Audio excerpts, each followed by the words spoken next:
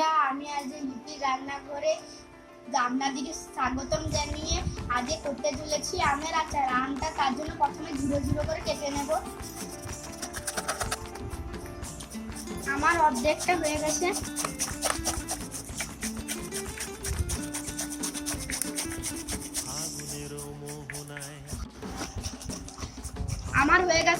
এরপর এটাকে আমি কড়াইয়ে তুলে নেব।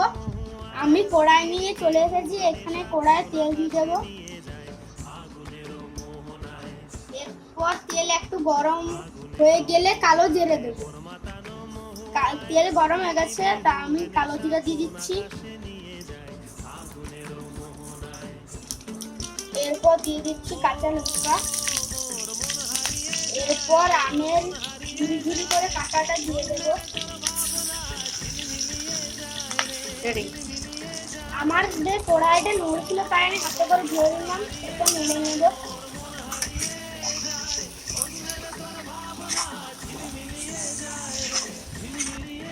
স্বাদ মতো নুন ও হলুদ দিয়ে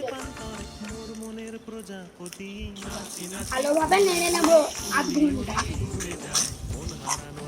এরপর আমি গুড় দিয়ে দিচ্ছি 1 চামচ।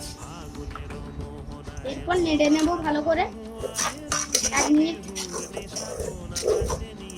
আমার আমের আচার তৈরি হয়ে গেছে। এরপর এটাকে আমি নামিয়ে নেব। প্রথমে এটা ইন্ডাকশনটা বন্ধ করে নিই, তারপর নামিয়ে নিচ্ছি।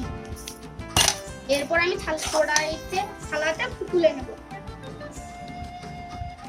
আমার যদি এই ভিডিওটি আপনার ভালো লাগে তাহলে পরবর্তী ভিডিওর জন্য কমেন্ট করবেন। আশা করি সবাইকারই ভালো লেগেছে। আর ভালো লাগে যদি তাহলে লাইক, কমেন্ট, শেয়ার এবং সাবস্ক্রাইব করতে একদমই ভুলবেন না।